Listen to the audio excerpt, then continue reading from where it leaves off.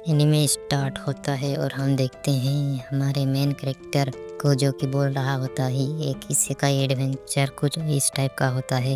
या इस तरह से एक आम इंसान को दयालु देवी द्वारा जादुई शक्तियाँ मिलने और एक नई दुनिया के लोगों से मिलने और ढेर सारा यहाँ बटोरने के बाद हमारा हीरो सुंदर हीरोइंस के साथ रोमांचक सफर का मजा लेता है। पर हमारा हीरो की हीरोइन ये है हमारा हीरो का रोमांचक सफर और उससे भी बदतर है हीरो की किस्मत।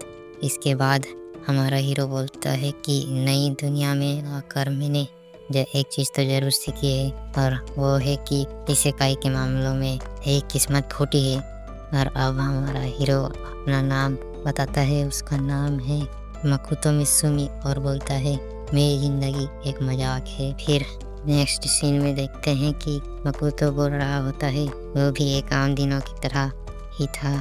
सुबह मैंने नाश्ता किया, स्कूल के बाद मैंने आर्चरी प्रैक्टिस की, वापस घर आकर डिनर किया, नहाने के बाद इंटरनेट ब्राउज करके किताब पढ़ी। तभी वो अपने आप को कहीं अनजान जगह में देखता है और बोलता है मैं कहाँ हूँ। उसी समय एक रोशनी से आवाज आती है और वो बोलता है अगर हम कहें कि हम भगवान हैं तो क्या तुम विश्वास करोगे? तो मकुतो बोलता है बिल्कुल नहीं। तो वो आवाज बोलता है कि तुम एक नई दुनिया में जाने वाले हो, अपना दस्तखत करो और इसकी अनुमति लो।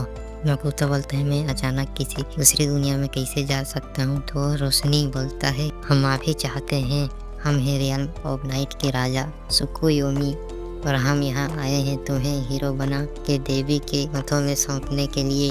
तब मकुतो बोलता है यानी कि द ग्रेट सुकुयोमी निकलक जापान की पुरानी कथाओं के 3 आदर्श बच्चों में से एक। सुकुयोमी बोलता है तो बहुत कुछ जानते हो। मकुतो बोलता है तो सुकुयोमी यहाँ क्या कर रहे हैं? तब सुकुयोमी बोलता है तुम्हें तो सच में कुछ नहीं पता है, तुम्हारे माता पिता दूसरी दुनिया से थे। ये सुन के मकुतो की हालत देखो भाई। और मकुतो कहता है आपके बताने के बाद मुझे एहसास हुआ कि मैं कभी अपने रिश्तेदारों से मिला क्यों नहीं, क्योंकि वो दूसरी दुनिया में है। सुकुयोमी बोलता है किसी वजह से तुम्हारे माता पिता ने दूसरी दुनिया के देवी से कॉन्ट्रैक्ट साइन किया और वो जापान आ गए। उन्होंने वादा किया था कि वो अपनी सबसे कीमती चीज वक्त आने पर उन्हें सौंप देंगे।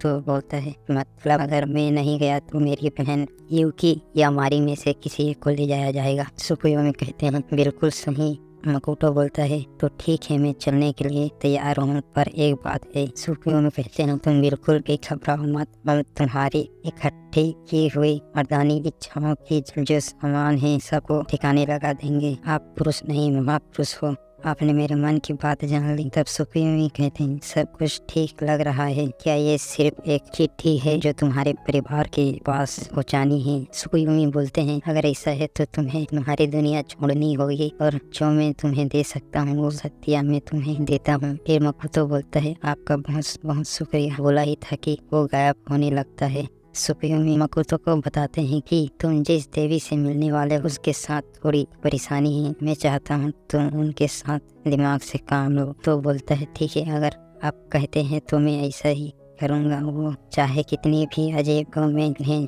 जरूर बोला ही था कि उतने में ही गायब हो जाता है और सीधा देवी के सामने आ जाता है। यहाँ इतनी रोशनी क्यों है? देवी बोलती हैं यहाँ अभी आ भी गए, लगता है बूढ़े सुकुयोमी काफी कमजोर हो चुके हैं। तभी मकुतो बोलता है तो ये है देवी।